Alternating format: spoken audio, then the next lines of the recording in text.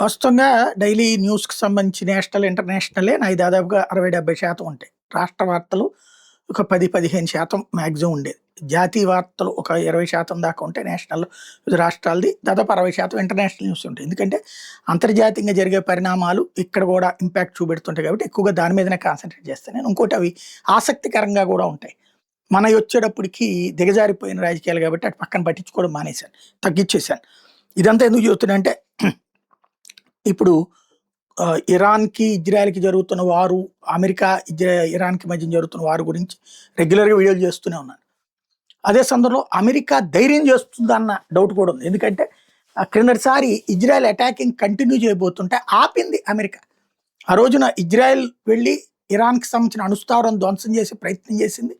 ఆశించింది జరగలేదు. అదే సమయంలో ఖొమైనీని లేపేయడానికి ప్రయత్నించి ఆశించింది జరగలేదు. కంటిన్యూ చేస్తానంది యుద్ధం. కానీ ఇజ్రాయెల్‌ని ఆపేసింది అమెరికా. దానికి ప్రతిగా ఇరాన్ నేను కూడా ఇజ్రాయెల్ మీద దాడి చేస్తానంటే ఐరన్ డోమ్‌ని ఫెయిల్ చేసి మరి ఓ 2, 3 చోట్ల ఇజ్రాయెల్‌లో మిస్సైల్ పడేలా చేసింది. తద్వారా ఇరాన్ మానసిక సంతృప్తి కలిగించింది. అమెరికా ఫైనల్‌గా ఇరాన్‌ని అలాగే ఉండనిచ్చి అక్కడ అరబ్ దేశాల మీద పెత్తనం చేయడానికి చూస్తుంది. లేదా అరబ్ దేశాలని కంట్రోల్ చేయడానికి చూస్తుందని అనుకున్నాం. అయితే 2, 3 సార్లు ఇజ్రాయెల్ ఖొమైనీ పోయాడన్నటువంటిది ప్రచారం చేయడం, ఆ పైన కాదని తేలడం ఇలా గతంలో జరిగినాయి. ఇప్పుడు కూడా రాత్రి నాకు 12:30, 1 గంట అప్పటి నుంచి అంటే నిన్న రాత్రి నేను వీడియోస్ చేసే టైంకే చివరిలో వీడియోస్ పెట్టే టైంకి పడుకునే ముందు పేలుడు అయన్నీ కూడా నేను వీడియోస్ చేసి పెట్టాను.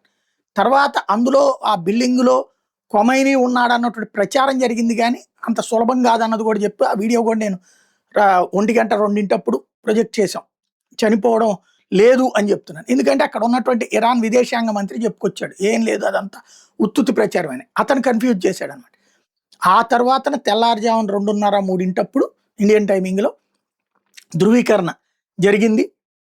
అమెరికా అధ్యక్షుడు ట్రంప్ ట్వీట్ చేశాక ఎందుకంటే ట్రంప్ వేగ్‌గా చేయడు. పక్కా కన్ఫర్మేషన్ తర్వాత మాత్రమే చేస్తాడు. ట్రంప్ ట్వీట్ చేశాక అప్పుడు నమ్మా నేను. అయినా ఒక్కటి డౌట్ ఉంది. ఇది కబుర్లేమో అన్నట్టు. తర్వాతన ఆ ఫోటోలతో సహా బయటికి రావడం, ఐఆర్‌జీసీ ఒప్పుకోవడం, సంతాప దినాలు ప్రకటించడం, వీరుడిగా మరణించాడని చెప్పడంతో అప్పుడు క్లారిటీ వచ్చింది. ఓవరాల్‌గా చూస్తే అక్కడ ఉన్న విదేశాంగ మంత్రి మాత్రం అందరిని కన్‌ఫ్యూజ్ చేశాడు.